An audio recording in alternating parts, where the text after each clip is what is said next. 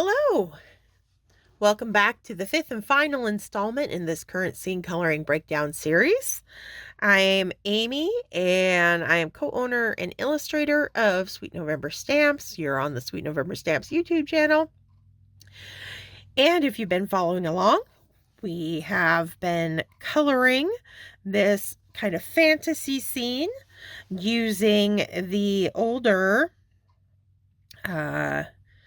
dragon from the Dragon Trio set, the treasure chest from the Simple Room Pirate add-on background builder, and then we had been sneak peeking our cave dwelling background builder set, which is now available in the Sweet November Stamps store. And we are going to be coloring up that forest scene that is part of that cave dwelling background builder stamp set. So let's jump into it. But before we do, I do have to say, last week I totally forgot to add some dirt between the wing and the back of our little dragon, and I want to take care of that real quick. Otherwise it's going to keep bothering me. So I'm just going to come in with some E44. Do a little swipe of brown there. Good to go. Okay. It was simple, but it was bothering me. All right. Since I have my browns out, I'm going to go ahead and I'm going to start with our tree trunks that are in the background back there.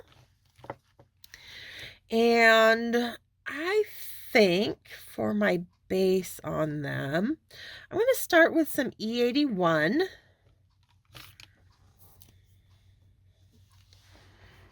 And we'll just use that as a base coat to kind of help. It's going to help me visualize, okay, what's tree, what's, bush, what's sky.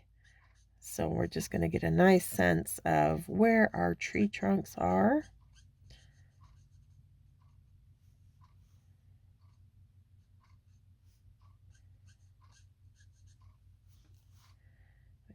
Another one popping up back here. It's a pretty dense little forest, but it has to be, so he keeps his treasure hidden. Don't want anybody accidentally stumbling by.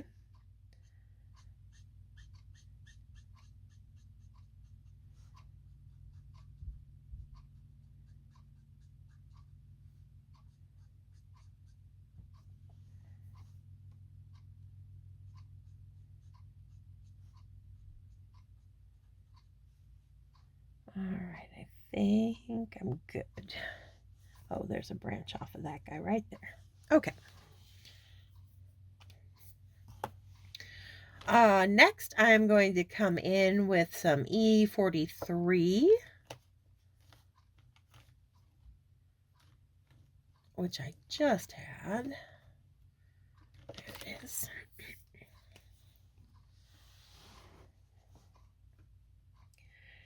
And I'm just going to start getting a little bit more color kind of down, slightly, not quite down the center, a little left of center, down each of these tree trunks.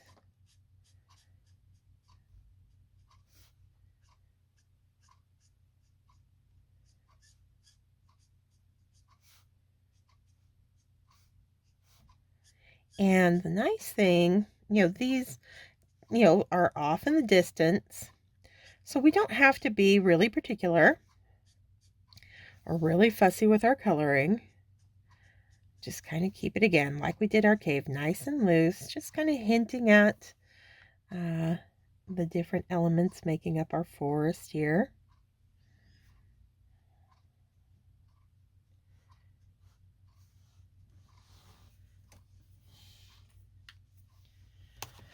I'm going to come in with some E84 next. And same, going, but just even more down the center of the 43 I laid down. So just narrowing the amount of color with each application.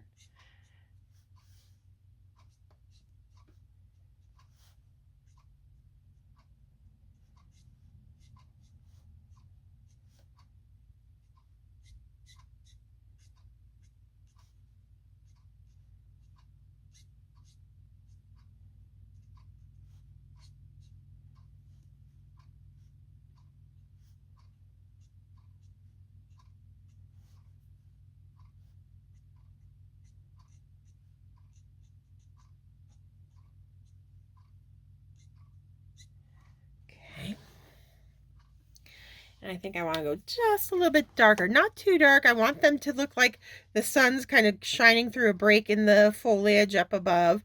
So I want to have, keep the trunks relatively light, especially compared to the darkness of our inner cave. But I do need a little bit more contrast than what I'm getting with that E84. So I think I'm going to come in. Let's see. I know we're just kind of sliding across from 84 to 44. But I think with just the amount of gray that's in the 44, it's going to give us just enough, yeah, contrast without going too dark on these trees. Perfect.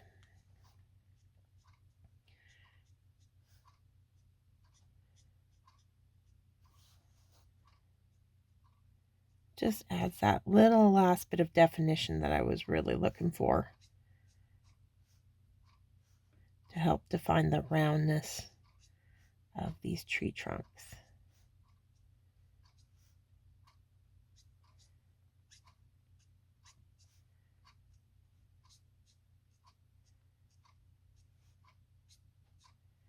Okay. I think I'll skip the 84, go back to the 43 as we work our way back down. Just kind of smooth and meld those colors all together, leaving just little slivers on either side of each trunk for our last application of E81. It's going to help make them look more nice and round by leaving a little light on either side of the tree trunk.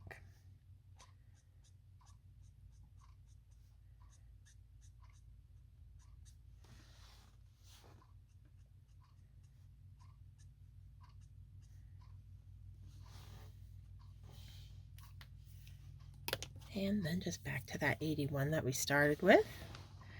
And just give it a nice swipe up either side of the trunk.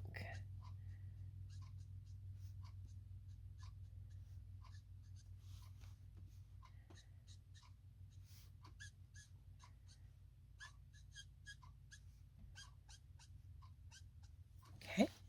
Next, we've got some big boulders out there. Probably dropped off whatever mountain this cave is kind of living in. I'm not really worried about matching them too much. I mean, I'm just going to, again, start with kind of, we'll start with our W3 since it's right here. But we'll just kind of randomly grab markers again as we kind of build up our grays. So we got this big old boulder here. It kind of extends back behind there. And we got the smaller one out front. And this guy right here. Okay. All right, now I'm going to do a T4.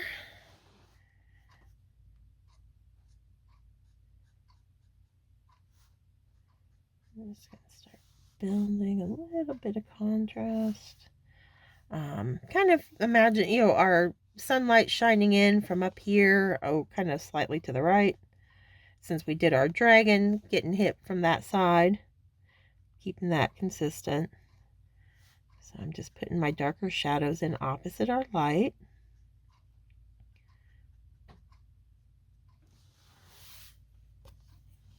And we're not going to need to go as dark as we did on the inside of the cave on our boulders out here because they are getting hit by more sunlight.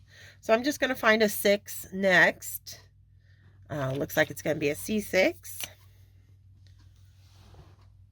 And that's as high, that's as dark as I'm going to go out here, since we do want this to look more illuminated than the inside of our cave.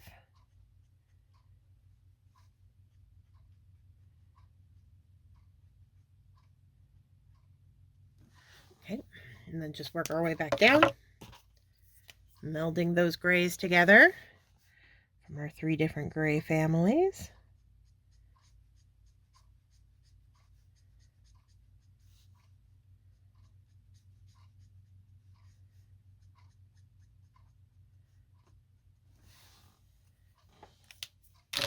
and finishing off with the W3 we started with.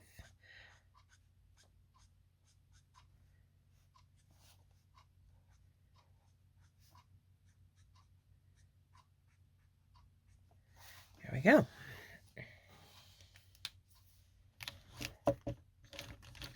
All right, so now we've got our bushes back here.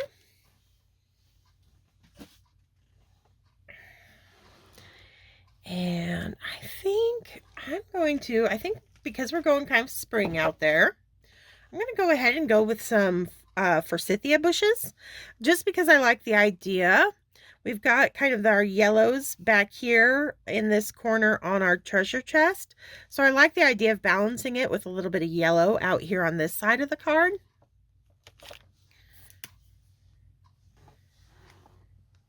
So I'm just going to use some Y11.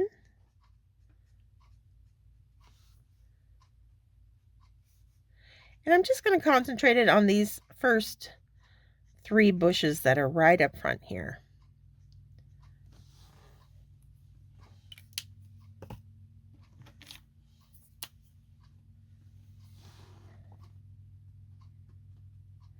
A Y13. And it's kind of a stippling effect. I am just kind of patting my marker tip. It's a very broad stipple because I've got a lot of pressure on the nib.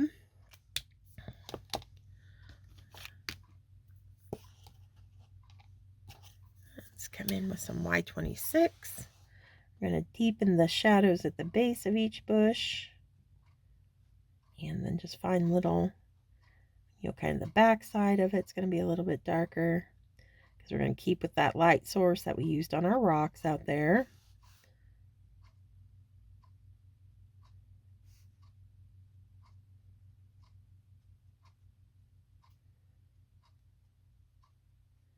So just keeping things a little bit darker towards the left. There we go.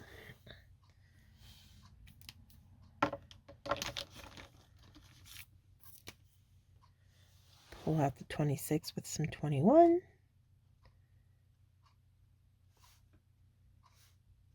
Again, just a soft little stippling brush stroke. So we have, just like on our moss, that we get a nice texture in the leaves out front on there. I think I'm going to skip the 13, just go back to the 11 for one last little brush of color. There we go. Okay. Now I think I'm going to come in with some YG13. And for our bushes that are growing up in the distance, we're just going to go to a kind of a green color.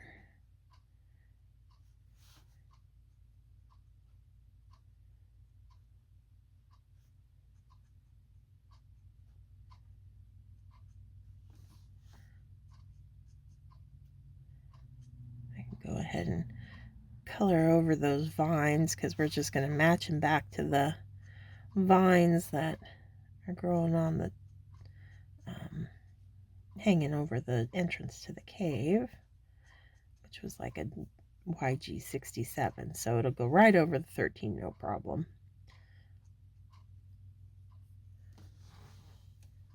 And even that YG13 I want to give a little bit of dimension to, so I'll just stipple in some YG45 on it,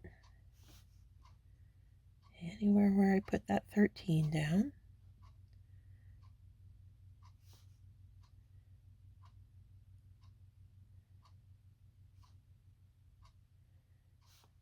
I'm just going to break that up nicely.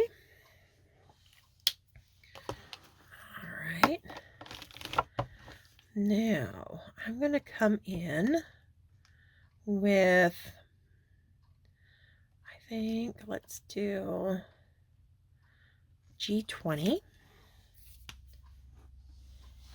Kind of the really distant part of our dense little forest because it's got a lot of greenery back there. Instead of doing, you could do blue sky if you want this to be more of just like a little stand of trees. But I'm going to stick with the greens to kind of hint at more trees growing off into the distance.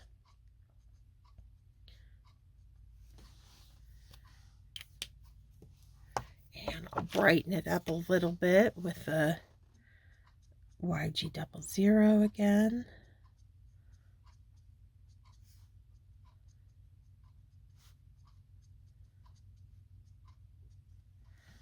Okay.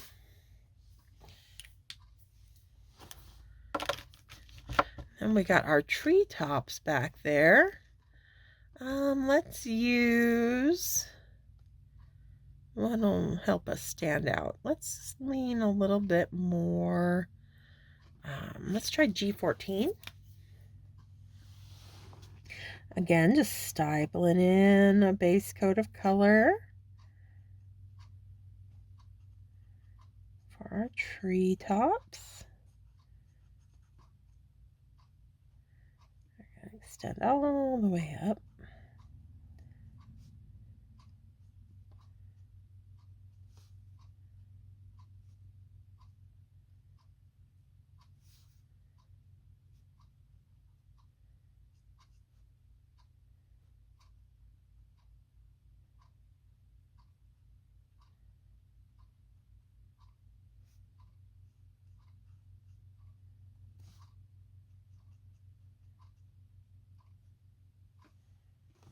Okay. And from the G14, let's use some G46.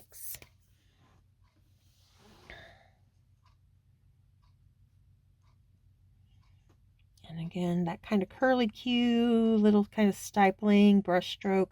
I use it the same thing for like curly hair.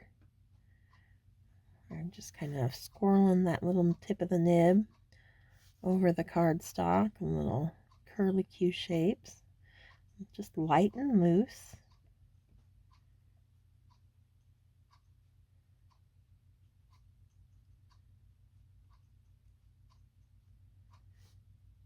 So here we're layering greens on greens on greens.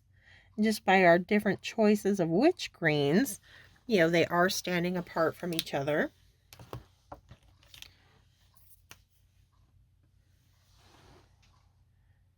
little bit of BG99. Mostly just on the undersides. You know, I want to emphasize the darker undersides of each kind of treetop, so that the tops look nice and light with the sunlight coming in, but the bottoms are pretty heavily shadowed since we have a pretty dense forest back here.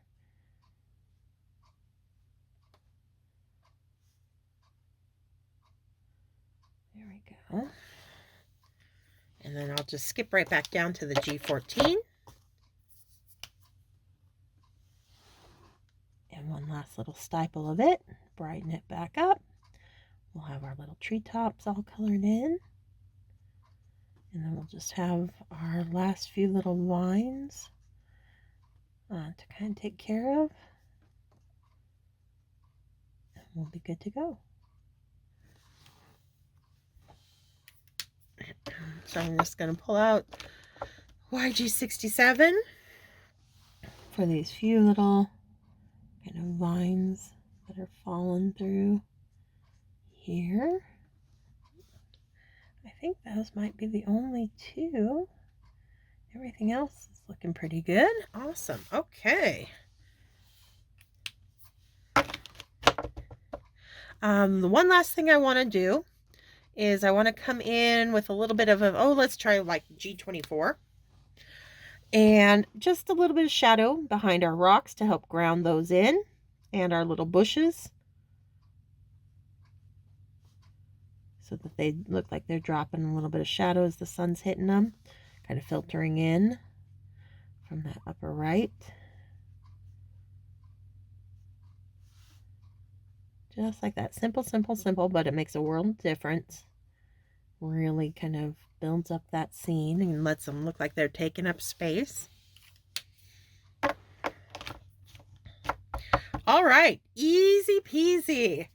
I love, getting those stamps that make the scene building so much easier than just trying to, the intimidation factor of winging it.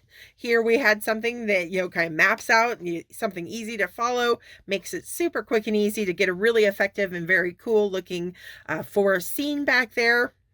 It really helps tell the overall story that we've created with our little dragon and his hoard of treasure on this card. I hope you guys are enjoying the new release and are having fun creating. Hopefully you're getting those orders and starting to make your own fun scenes and own magical scenes. I'll be back next week. We'll start a whole new breakdown series then. So thank you so much for joining me. I hope you like what we created here. And until next week, stay crafty, my friends. Bye.